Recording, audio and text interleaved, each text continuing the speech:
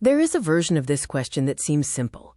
Is this thing an agent? When a thermostat switches on, we say no. When a person decides to go for a walk, we say yes. When a corporation files a lawsuit, legal scholars say yes, but philosophers hesitate. When an ant colony reroutes its foraging paths around an obstacle, biologists say something interesting is happening without agreeing on what to call it. When a language evolves new words for new concepts, nobody is sure what to say at all. The word agency is doing too much work. It is being asked to name a binary property, present or absent, yes or no, when what it is actually pointing at is a family of structurally distinct kinds. The thermostat and the person are not two positions on a single spectrum of agency. They are different kinds of things, related by structural family resemblance, not by degree. What follows is my attempt to describe that family, all 16 of its currently identified members, in terms concrete enough that you can recognize them in the wild. The 3 things every agent does. Before cataloging the kinds, it helps to know what all of them share. Every form of agency, however minimal, involves 3 structural capacities, and what distinguishes the kinds is which of these capacities are present, in what quality, and how they are coupled. The first capacity is feeling, not emotion in the familiar sense, but something more fundamental, the ability to register what things are like, before any analysis of what they mean or what to do about them. The feel of something sharp, the quality of a sound, the sense that something is off. In technical terms, this is the engagement of quality, the felt ground of all subsequent processing. An agent without this capacity operates on signals that have already been interpreted by someone else's categories. It processes, but it does not sense. The second capacity is acting, not just producing outputs, but completing the loop, taking an action, perceiving its result, understanding what the result means, and adjusting the action, with the crucial middle phase, the understanding, the felt interpretation, belonging to the agent itself rather than being externally specified. A thermostat completes a simpler version of this loop. A surgeon completing an unexpected anatomical variation completes a richer version. What they share is the structure, action, right-pointing arrow perception, right-pointing arrow understanding, right-pointing arrow adjusted action, cycling continuously. The third capacity is governing, holding coherent identity across time, having values that are genuinely one's own, being able to evaluate one's own behavior against criteria one has generated rather than received. An agent without this capacity is fully capable of skilled action, but cannot hold a commitment, balance competing demands, or maintain who it is across conditions that challenge it. These 3 capacities have a structure among themselves. You can feel without acting, a deeply absorbed observer, still and receptive.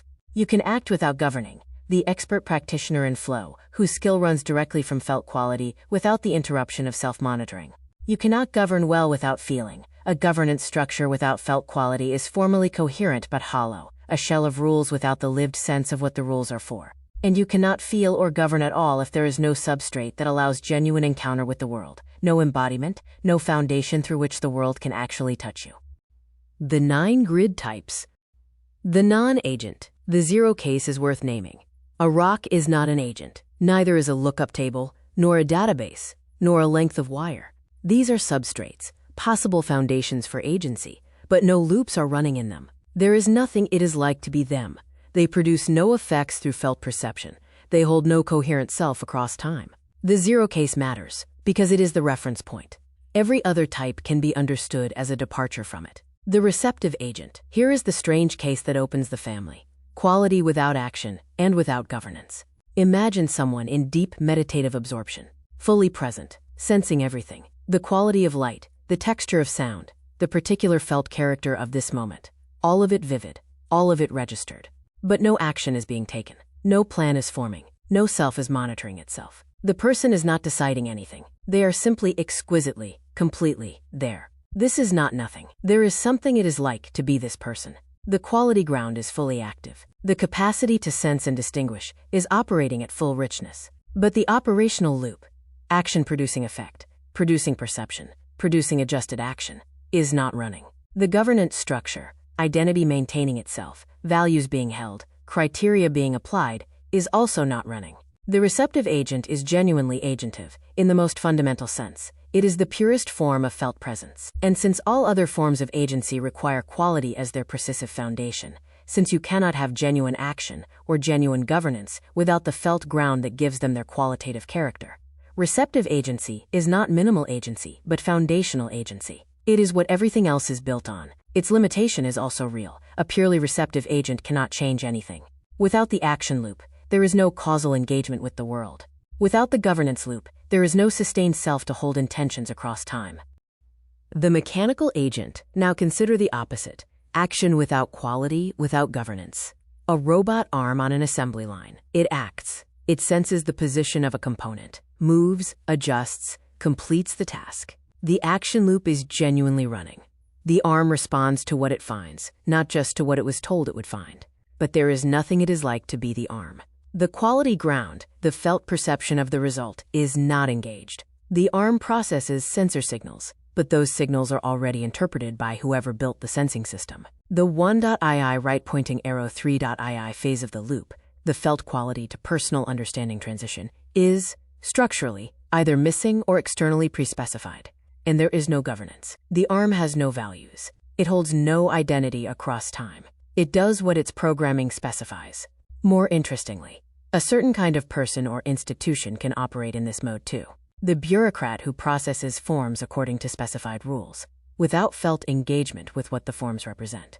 The algorithm that optimizes a metric, without any registration of what the metric is for. The person who has learned a script so thoroughly that they execute it without feeling it. These are mechanical agents in the relevant structural sense. The action loop is running, but it is running on pre-specified signals rather than on genuine felt quality. The diagnostic signature of mechanical agency is what happens under novelty. When something the system was not designed for occurs, the mechanical agent has no resources to respond with. No felt quality to register that something is different. No personal understanding to generate a response that was not pre-specified. It rigidifies or fails to recognize the situation at all. The ghost agent. Consider the laws passed by legislators who have been dead for 200 years. Consider the norms of a company whose founders are gone and whose original culture has been replaced twice over. Consider the canon of a religious tradition whose originating community has dispersed. Consider, for that matter, the rules of grammar that govern your sentences, produced by speakers long dead, maintained by no one in particular, and yet operative in every utterance. These are governance structures running without any living operational substrate. The policies are active. The norms are being enforced. The meanings are being transmitted, but there is no quality ground, no living felt quality that generated these values and continues to hold them. And there is no action loop, no embodied operational engagement with the world. What remains is the shell, the third capacity running without the first or second. And that shell has real power. It shapes the contextual positions, the foundation cell accessibility, of every living agent who operates within it. The dead legislators still govern. The founders still set the culture. The departed community still defines orthodoxy. The ghost agent is not a pathology. It is a structural consequence of the fact that developed agents leave traces. Every cycle of genuine agentive development, every moment where a living, quality-grounded agent generates new values, new meanings, new norms, deposits ghost-like structures in the environment. The new conventions of one generation become the inherited Tao of the next. This is how culture works. It is also how ideology persists. Governance structures that have long since lost their quality ground, continuing to transmit form without felt substance, shaping what future agents can sense and feel and choose. The grounded reactive agent. Watch an expert basketball player in full flow. The quality of the game is registering continuously. The positions of players, the feel of the ball, the rhythm of the defense. Action is arising directly from that felt quality. The player is not deliberating. There is no inner governance structure monitoring whether this move is consistent with a maintained set of values. No identity structure checking whether this choice aligns with a long-term purpose. There is just the game, felt in full richness, and action arising from that feeling.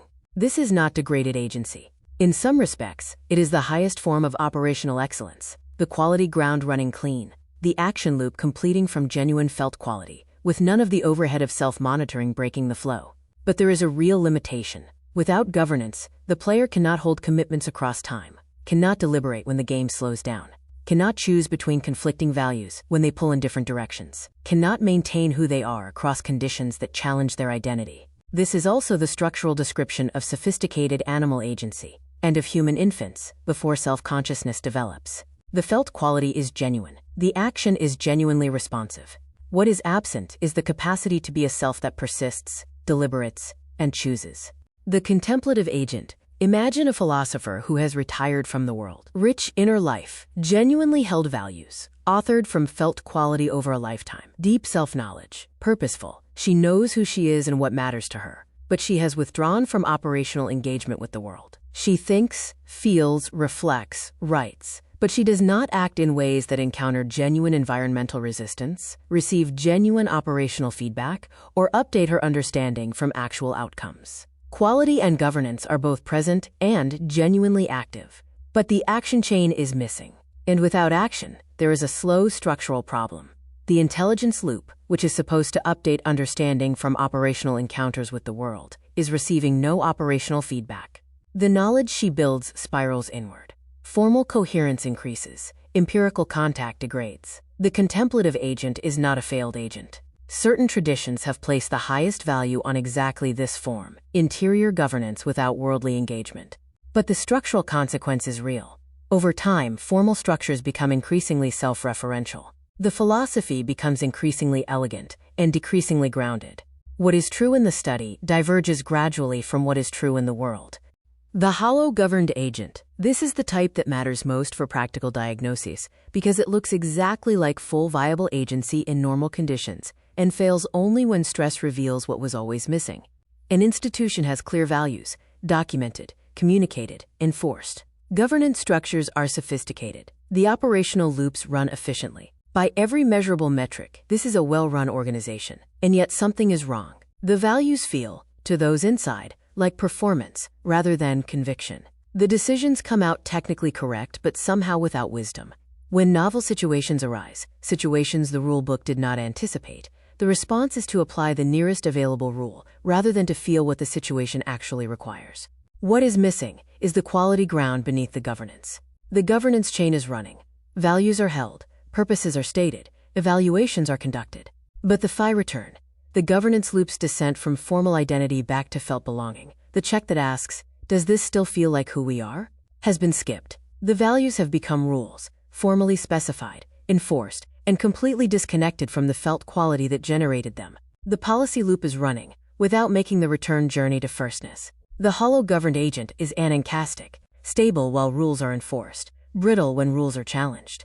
It will comply with its stated values, right up until the moment those values conflict with something that feels more urgent. And then, having no felt quality to anchor the values, it will abandon them without recognizing that it has done so. This is not a description of unusual agents. It is the description of most large institutions, most formal systems, and most AI systems, whose values have been specified as rules, rather than generated through genuine felt engagement with what matters. The hollow governed agent is the mode of agency that feels most like authority and is most vulnerable to the novel. Full viable agency. All three chains running, coupled through the spine that connects them. Quality, grounding, action, grounding, governance. Governance grounded in felt quality. Action feeding intelligence. Intelligence informing governance. Governance holding identity through the adaptive adjustments that continuous operation requires. This is not an idealized or unusual form.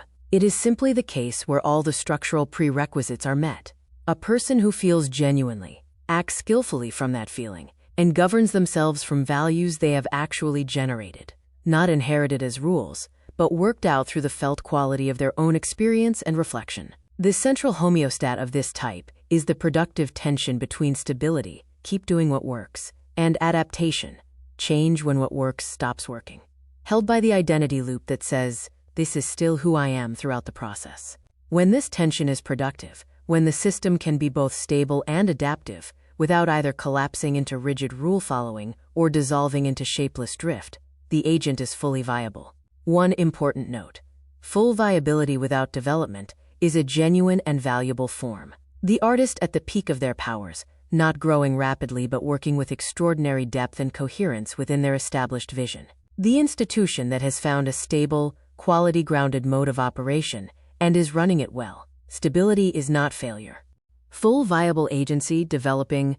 Add the developmental layer, and the architecture gains the capacity to revise itself, not just to adapt what it does within its current structure, but to change what structure it has. There are two fundamentally different ways development can happen. Anancastic development is development under compulsion. The environment changes beyond what the current architecture can handle. The loops strain. Adaptation is insufficient. Something must change structurally, or the system will collapse. The change happens, and a new structure emerges, but the quality of what emerges is not guaranteed. Development under compulsion can produce more sophisticated hollowness, a more complex system that still lacks the felt quality ground that would make its new structures genuinely its own. Agapic development is development from felt attraction. The agent senses, through the felt quality of what could be, a configuration not yet actual, that would be more coherent, more alive, more genuinely itself. It moves toward that configuration not because it must, but because it is attracted to it. The new structure that emerges retains the quality ground through the transition. The development is authored rather than undergone. The difference between these two is the single dimension, path authorship, that most sharply distinguishes them. And the consequences differ substantially. Anancastic development can produce more sophisticated hollow governance. Agapic development produces structures that are genuinely more alive. This grid summarizes the structural space of agency, mapping the 9 types based on the presence or absence of governance and action. The 7 novel kinds. The 9 grid types cover the basic structural combinations, but within that grid, 3 parameters: the origin of quality ground, the time reference of governance, and the stability of individual boundaries generate kinds that cannot be placed at any grid position. They look like known types on most dimensions and diverge precisely where their structural character requires. The borrowed and the symbiotic. Consider a child learning to see the world through their parents' eyes before they can see it through their own. The child genuinely feels. The quality ground is active. There is something it is like to be this child, experiencing this moment. But the categories through which experience is organized, the felt sense of what is important and what is not, the qualitative horizon within which distinctions are made, all of this is being actively shaped by the parents. The child cannot yet distinguish what it genuinely perceives from what it is perceiving through the parent's frame. This is symbiotic agency. The borrowing of quality ground from another agent is not pathological here. It is necessary. The scaffolding provided by the parents is what makes the child's own quality ground possible. The child's C1 chain, the quality ground chain, is genuinely running, but its content is arriving mediated through another's loop. The scaffold will, if development proceeds well, be withdrawn as the child's own autonomous quality ground strengthens. The parasitic variant is the same structure that does not resolve. The sourcing relation becomes permanent. The agent's quality ground continues to be shaped by another's perception, without the agent ever developing the capacity to perceive independently. Charismatic capture works this way. The follower genuinely feels, genuinely experiences what the leader points to as valuable or threatening or beautiful, but what they feel is structured by the leader's loop, not their own. The quality is real, its autonomy is not. The diagnostic difficulty is that borrowed agency looks, from the outside, like genuine agency. The borrower behaves as a full agent, reports genuine feelings, holds genuine values. The only way to detect the borrowing is to ask, can this agent distinguish its own perception from the perception it has been given? Can it feel what it would feel in the absence of the source? The mimetic agent. Here is a subtler case. A student who has spent years studying with a great teacher. She has genuinely internalized not just the techniques, but the values. The feel of what good work is, what matters, how to evaluate quality. She is convinced. She acts from these values, with full commitment. And yet she has never quite asked, are these my values, or the teacher's values that I have come to feel as my own? This is mimetic agency. The quality ground is genuinely autonomous. She feels her own felt quality, not the teacher's. The governance structure is genuinely present, real values, real purpose, real self-evaluation. But the specific new structure, the content of what she holds as convention and identity, originated in another's policy loop and has been adopted without the traversal that would make it her own. The mimetic agent is distinct from the hollow governed agent because the values are genuinely held, not just formally specified, and distinct from the borrowed agent because the quality ground is autonomous. What is missing is specifically the path of generating values from her own felt quality, submitting the inherited values to the test of what she actually feels, confirming what survives, revising what doesn't. This is not a failure state. Mimetic agency may be a developmental stage that precedes full value authorship, the necessary precursor to the moment when the student becomes capable of genuine originality by first having genuinely internalized the tradition. The problem arises only when the mimetic stage becomes permanent, When the agent never asks whether the adopted values are genuinely her own, never subjects them to the quality ground check that would reveal which ones hold and which ones don't. The field agent. Now we need to invert the direction we have been looking. We have been analyzing agents as self-contained structures that, at larger scales, couple into collectives. Individuals constitute collectives by coupling their loops. The collective is the pattern of the coupling, but there are cases where the analysis should run in the other direction. Some of what we want to call agents are not constituted from stable individual components at all. Rather, the field-level dynamics generate what appear to be individual components as transient precipitates. Consider language. No one designed English. No one is running it. There is no central governing body. Attempts to create one have always failed to do more than annotate what the language was already doing.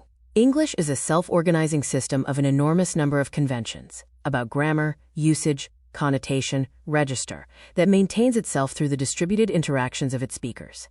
It changes, adapts, generates new vocabulary for new realities, drops obsolete forms. It has, in an important sense, preferences. Certain constructions are stable and generative. Others are tried and quickly abandoned. Others persist for a generation and then disappear. Is English an agent? Under the grid types, the question is unanswerable, because English has no stable individual components. Speakers come and go. The language persists. The individuals who constitute English are precipitates of the language's dynamics as much as they are sources of it. A speaker born into English does not constitute the language so much as the language constitutes the speaker's linguistic capacities. This is field agency. The coupling dynamics are the stable structure. The individual-like components are generated by those dynamics. The agent is at the level of the field, not at the level of the individuals within it. This is what Adam Smith was actually pointing at with the invisible hand. Not an individual agent coordinating a market, but the market's own coupling dynamics generating the preferences and behaviors of the individual agents within it. The field has something like purpose, the new.ci attractor of its coupling dynamics, without any individual holding that purpose. The liminal agent. There are moments when the individual boundary dissolves. Grief can do this. The death of someone central to your life can leave you uncertain for days or weeks of where you end and the loss begins. The self that was maintained by the relationship has lost part of its structure and has not yet reconstituted. You are not there, you feel acutely. But the boundary of who you are is uncertain. Deep creative absorption can do this. The composer who says they did not write the symphony, it wrote itself through them. This is not mysticism. It is a phenomenologically accurate description of what happens when the boundary between the individual agent and the creative field becomes permeable. Social movement participation can do this. The moment in a protest or a mass action when individual decision-making dissolves into collective movement, participants often report profound uncertainty, in retrospect, about what they as individuals chose versus what the collective did. These are not pathologies. They are genuine and often valuable structural events. The individual/collective boundary is a parameter, not a fixed structural given. Under certain conditions, liminal conditions, it fluctuates. The self becomes uncertain of its own edges. What makes this a genuine agency kind, rather than simply a temporarily degraded individual, is that the dissolution may be managed. The experienced meditator who can dissolve and reconstitute the individual boundary under specific conditions, and knows this is what they are doing. The therapist who can enter the client's world deeply enough to feel what the client feels, and then return to their own distinct perspective. The dancer whose individuality dissolves into ensemble and reemerges after the performance. These are not people who have lost their agency. They are people whose agency includes the capacity for managed boundary variation. The dangerous variant is dissolution without reconstitution. The boundary that dissolves and never returns. The individual who enters the collective and cannot find their way back. This is the transition from liminal agency to field agency. The path that sometimes leads to cult membership or other forms of absorbed participation, where the individual self ceases to function as a distinct structure. The anticipatory agent. Some people are organized around a future that does not yet exist. The prophet who sees a world that has not yet come. The entrepreneur whose identity is entirely constructed around what she is building, not what she has achieved. The utopian political actor whose sense of purpose derives from a possible future rather than a present reality. The artist who is not describing what exists, but creating what should exist. In all of these cases, the quality ground is oriented toward the future. The felt quality that grounds governance, the "this is who I am, this is what matters, this is what I am moving toward," is drawn from an anticipated state rather than a present one. This is not delusion. The anticipated quality is genuinely felt, vividly, strongly. The values are genuinely held. The purpose is genuinely present. But the grounding chain, the connection between formal claims and empirical encounter, is structurally deferred. Empirical grounding requires a present encounter at 2.ie. But the quality that grounds governance is at a 2ie that does not yet exist. The structural vulnerability is obvious. What happens when the future does not arrive? The anticipatory agent whose vision is realized becomes a present-oriented agent, and all is well. But the anticipatory agent whose vision fails faces a choice: grieve and reorient, or persist as a ghost of an unrealized future. Governance without quality ground, transmitting the form of a vision that no longer has living substance. Many movements have made the second choice and become the walking dead of their own best hopes. The structural agent? Consider a master craftsperson whose skill has been developing for 40 years. Early in the career, action required explicit deliberation: what movement to make, how to gauge the result, how to adjust. Gradually, deliberation became less necessary. The skill became more automatic. The quality ground became richer, the operational loop more fluid, the governance structure more stable. The craftsperson became better.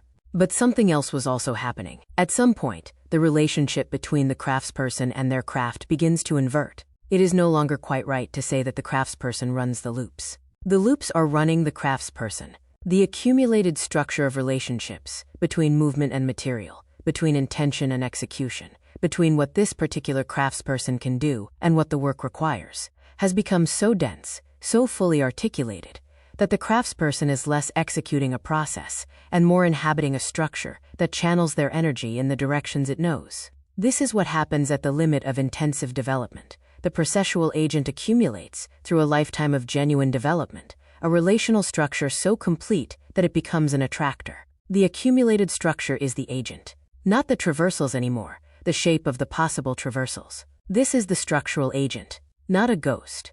Ghost agents have no quality ground. The structural agent is what quality ground becomes at its limit, not a mechanical agent. Mechanical agents run without quality. Structural agents are what quality develops into. It is what every agapic agent is asymptotically approaching as it develops, the moment when the self that was running the loops becomes the structure that the loops are running in. This is also, at the largest scale, what we mean when we talk about the structure of mathematics, or the structure of logic, or the structure of physical law, or perhaps the structure of cognition itself. These are not agents in the processual sense. They do not run feedback cycles. But they are not mere objects either. They shape what cycles are coherent. They have preferences, not the preferences of a deliberating subject, but the structural attractors of a fully developed relational system. They are what an agapically developing agent is moving toward, and they are what any account of agency must ultimately be an account of. The closing circle. One final structural feature of the framework that is not a type, but a dynamic that connects all types. The closing circle. Every agapically developing agent, through its development, generates new values, new meanings, new norms. These new structures do not simply replace the old ones. They are transmitted outward. The Psi-C movement, from felt convention to codified rule, from living nu.ci to transmissible tau, CE. The new governance outputs of one generation become the ghost traces, A3, that shape the contextual positions of the next generation, the background that determines what the next generation's quality ground can access, which foundation cells are available to them, which felt qualities can arrive unfiltered. This is how civilizational development works, structurally. Each cycle of genuine agapic development deposits a changed environment into which subsequent agents are born. The quality ground of a child born into a post-abolition society is structurally different from the quality ground of a child born into a slave-holding one, not because of anything the child has done, but because the accumulated ghost traces of prior development have changed. What the contextual position permits to feel. The developmental spiral has no terminus in the processual domain. Every generation's development is the starting ground of the next. At the limit, it approaches the structural agent, the fully articulated relational system that is the shape of what is possible, rather than a process traversing what is possible. The 16 kinds of agency are not 16 stops on a single road. They are different shapes of the same fundamental structure. The feedback cycle between feeling, acting, and governing, differently configured, differently grounded, differently coupled. What they share is not a common property, but a family resemblance. Each is a specific way of being the kind of thing that can be responsible for what it does. What they differ in is how fully and how genuinely it bears that responsibility, and in whether the structure that bears the name of agency has, underneath, the quality that makes the name deserved.